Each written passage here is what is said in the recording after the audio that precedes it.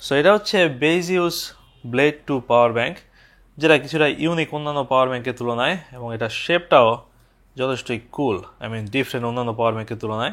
So এটা unique হওয়ার main কারণ হচ্ছে এটা আমার ইউজ করার প্রথম পাওয়ার ব্যাংক যেটাতে ব্লুটুথ আছে।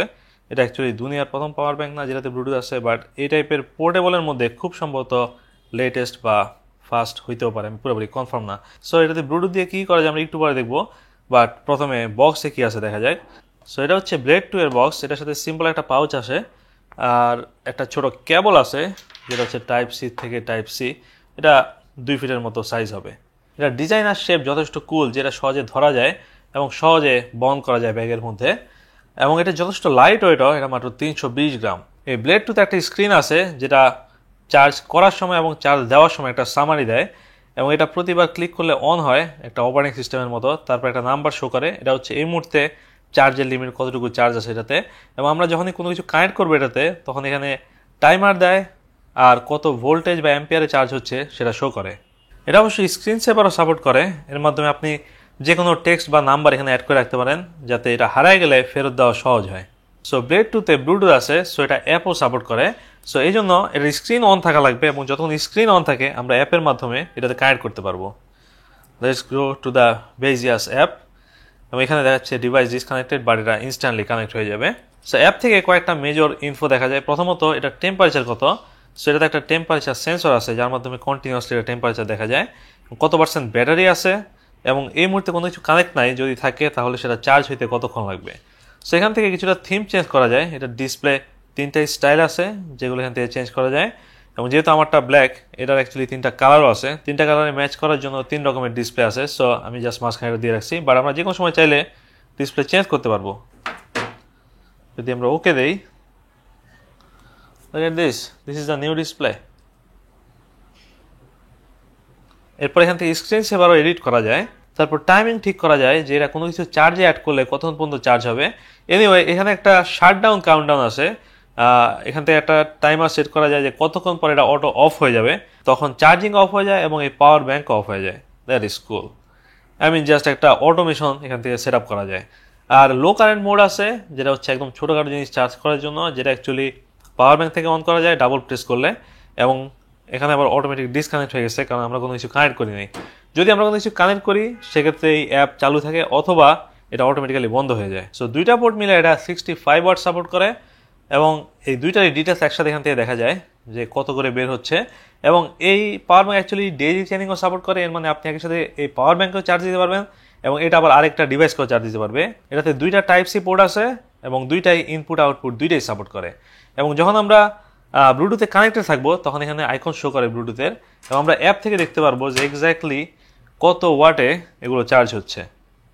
লুক এট দিস, 2টা ডিভাইস এই মুহূর্তে চার্জ হচ্ছে, একটা 10 ওয়াটে আর একটা 13 ওয়াটে। লুক এট দিস, এই মুহূর্তে আমরা আমাদের আইফোন চার্জ দিচ্ছি PD 3.0 প্রোটোকলে। এছাড়াও আরও অনেকগুলো প্রোটোকল আছে, যেমন PPS, তারপরে কুইক চার্জ, প্রায় সবই এটা সাপোর্ট করে। সো এটা ফুলি চার্জ দিতে 1.5 ঘন্টার মতো সময় লাগে, টোটাল 65 ওয়াটে আমার হিসাবে, যদিও তাদের ওয়েবসাইটে এক্স্যাক্টলি লেখা নেই যে এটা কতক্ষণ লাগতে পারে ফুল চার্জ দিতে। না, এটা অ্যাকচুয়ালি সব টাইপের ডিভাইসই সাপোর্ট করে, তাদের ওয়েবসাইটে দেওয়া আছে। এটা ল্যাপটপ চার্জিংও সাপোর্ট করে, যেটা আমি চেক করে দেখতে, এবং আমার ল্যাপটপও ফাস্ট চার্জ হয় এটার মাধ্যমে। এছাড়া এটাতে 8টা সেফটি প্রোটেকশন আছে ব্যাটারি ঠিক রাখার জন্য, এবং বেজিয়াস বলতেছে তারা এই পাওয়ার ব্যাংকে ইভি গ্রেডের ব্যাটারি ইউজ করছে, যেগুলো অ্যাকচুয়ালি খুবই হাই কোয়ালিটি, এবং এই পাওয়ার ব্যাংক অ্যাকচুয়ালি 20,000 বার চার্জ দিলেও ব্যাটারি হেলথ মোটামুটি ধরে রাখবে। এবং যদি সেটা সত্যি হয় সেক্ষেত্রে আমি মনে করি যে জাস্ট ওইটার জন্যই এই power bank worth it. So এটা কিছু অসুবিধাও আছে, এটা পুরোপুরি A+ পাওয়ার ব্যাংক না। প্রথম কথা হচ্ছে এটা খুবই সহজে ফিঙ্গারপ্রিন্ট ক্যাচ করে। লুক এট দিস, এটা একটা মেজর সমস্যা। এই প্রথমবার আমার কোনো পাওয়ার ব্যাংক হচ্ছে ধুয়ে মুছে রাখা লাগতেছে, না হলে এটা পুরোপুরি ময়লা হয়ে যাচ্ছে।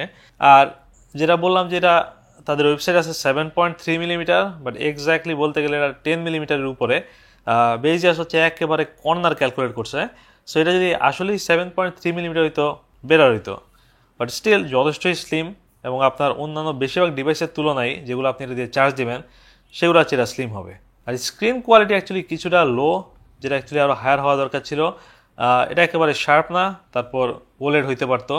এমনিতে এটা একটু ব্লারি আর স্মল, আমার মনে এটা আর একটু বড় হওয়া দরকার ছিল, তাহলে আরও ক্লিয়ারলি পড়া যেত। যদিও ক্যামেরা যেটুকু দেখা যাচ্ছে এটা অ্যাকচুয়ালি তার চেয়ে বেশি ক্লিয়ার।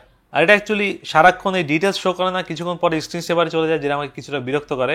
স্ক্রিন সেভার পুরোপুরি অফ রাখা যায় না, এবং হয়তো বা এক্সটেনশন অন রাখলে ব্যাটারি কিছুটা বাঁচে, আমি শিওর না। এরপর এটার অ্যাপে কোনো ডার্ক থিম নাই, যেটা একেবারে মেজর কোনো সমস্যা না, বাট অবভিয়াসলি এটা দরকার ছিল। আর ফাইনালি এটাতে ওয়্যারলেস চার্জিং নাই, এটাতে একটা হিউজ জায়গা আছে, এখানে চাইলে ইজিলি একটা কয়েল বসানো যেত। সো যদি ওয়্যারলেস চার্জিং থাকতো এটা অলমোস্ট একটা পারফেক্ট পাওয়ার ব্যাংক হইতে বলা যায়, প্রায় সব ফিচার এটাতে আছে। আর এটাতে এমএএইচ কিছুটা লো বলা যায়, এটার দাম হচ্ছে ৮৫০০ মতো, এবং সেই দাম অনুযায়ী এটাতে ১২,০০০ এমএএইচ কিছুটা লো বলা যায়, এবং ৮৫০০তে অ্যাকচুয়ালি ২০,০০০ এমএএইচ এর পাওয়ার ব্যাংকও পাওয়া যায়। সো এমএএইচ এর হিসাবে এটা যথেষ্টই লো বলা যায়। আর ডেইলি চেইনিং আমি কিছু সমস্যা পেয়েছি এখন পর্যন্ত। যখন একটা ডিভাইস চার্জ হচ্ছে এবং তখন যদি আমি আবার এই পাওয়ার ব্যাংক চার্জ করতে যাই, সেক্ষেত্রে মাঝে মধ্যে দেখা যাচ্ছে একটা ইস্যু দেখা দিচ্ছে, এখানে একটা ইরর শো করতেছে, এবং এটা অ্যাকচুয়ালি কনসিস্টেন্ট না, সবসময় কাজ করে না, বাট এটা একটা মেজর সমস্যা। সো অবভিয়াসলি এটা একটা ইউনিক পাওয়ার ব্যাংক বলা যায়, এবং এটা অ্যাকচুয়ালি আমাকে হোপ দেয় ভবিষ্যতের পাওয়ার ব্যাংকগুলো নিয়ে। আমরা হয়তো বা খুব শীঘ্রই দেখবো যে প্রায় সব পাওয়ার ব্যাংকে ব্লুটুথ আছে, এটা খুবই কমন হয়ে যাবে, এবং ইভেনচুয়ালি আমরা ওয়াইফাইও দেখতে পারি পাওয়ার ব্যাংকে। সো আমরা জাস্ট স্মার্টার পাওয়ার ব্যাংক পাবো এখন থেকে বলা যায়। এবং যেহেতু বেসিস এটা প্রথম করছে, সেক্ষেত্রে অবশ্যই একটা বাহবা পাওয়ার যোগ্য, এবং সেই হিসাবে এটার দাম কিছুটা বেশি হবে, সেটাই স্বাভাবিক। সো এটা নেক্সট ভার্সন হয়তো বা ওয়্যারলেস চার্জিং থাকতে পারে, হয়তো বা এক্স্যাক্টলি একটা পারফেক্ট পাওয়ার ব্যাংক হইতে পারে। সো এই মুহূর্তে আমি এটা নিয়ে হ্যাপি, বাট এটা কি ওর্থ? আমি বলবো বেশিরভাগ মানুষের জন্য এটা ওর্থ না, বাট আপনি যদি এই টাইপের নতুন টেক পছন্দ করেন বা কুল টাইপের টেক পছন্দ করেন, এটা নিঃসন্দেহে স্পেশাল বলা যায় পাওয়ার ব্যাংকের হিসাবে। Alright then, thank you for watching, দেখা হবে নেক্সট ভিডিওতে।